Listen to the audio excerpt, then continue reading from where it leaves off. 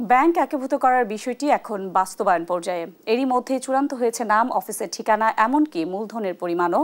কিন্তু প্রশ্ন থেকে যায়, আস্থার তলানিতে থাকা ব্যাংকগুলোর প্রতি গ্রাহকের আস্থা ফিরবে তো? কতটা সফল হতে পারে এই পদক্ষেপ, এমন বিষয়ে কথা বলতে যুক্ত হচ্ছেন Bangladesh institute of international and strategic স্টাডিজের গবেষণা পরিচালক অর্থনীতিবিদ ডক্টর মাহফুজ কবির।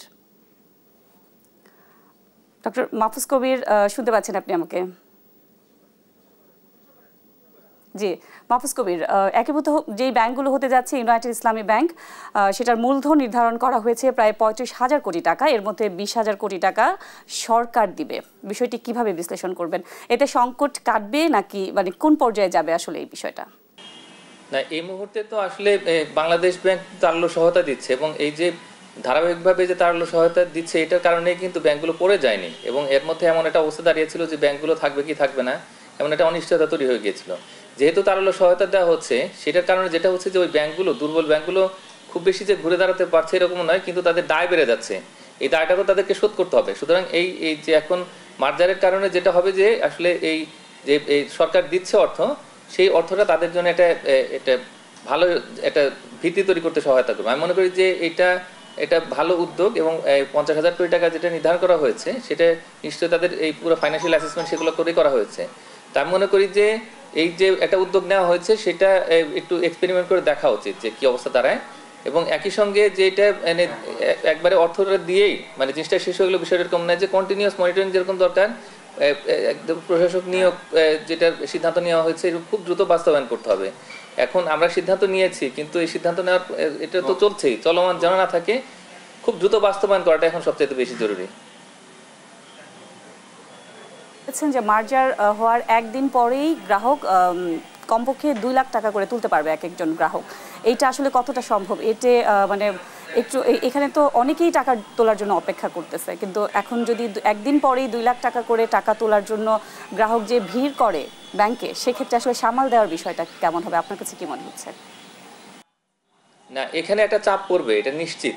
তার কারণ আমরা দেখতে পাচ্ছি যে অনেক গ্রাহক যারা আসলে যাদের সেভিংস অ্যাকাউন্ট রয়েছে, যাদের এফডিআর রয়েছে, তারা কিন্তু এই যে অনিশ্চিত একটা সময়ের মধ্যে পার করেছেন, তাদের এফডিআর ম্যাচিউর হয়ে গেছে, কিন্তু তারা যেহেতু তুলতে পারছেন না। আমি মনে করি যে এখন একটা ইনিশিয়ালি চাপ তৈরি হবে, তবে এখানে একটা ইনস্ট্রাকশন দিতে হবে বাংলাদেশ ব্যাংককে যে মানে সবাই গিয়ে যেন একদিনেই এটা ভিড় না করেন।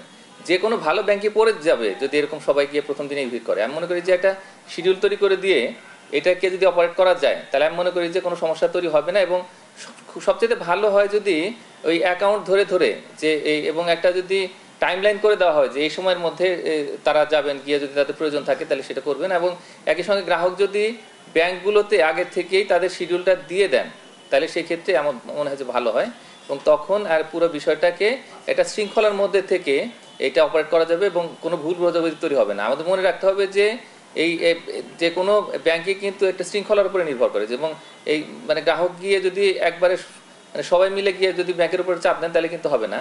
সুতরাং এইভাবে করে একটা সুনির্দিষ্ট যে গাইডলাইন বা নীতিমালা যদি তৈরি করে দেওয়া হয় আমার মনে হয় না যে খুব বেশি বড় কোনো সমস্যা হবে এখানে। আমরা যেটা দেখতে পাই যে মানে এই মার্জার প্রসেসিংটা আসলে অনেকটা সময় সাপেক্ষ। ২ বছর বলছে বাংলাদেশ ব্যাংক, আসলেও ২ বছরের মধ্যে হবে কিনা এটাও একটা প্রশ্ন। বা একজন গ্রাহক যার টাকা ওইখানে পড়ে আছে, সে কতটা সময় আসলে অপেক্ষা করবে, এই বিষয়টাকে কিভাবে দেখছেন?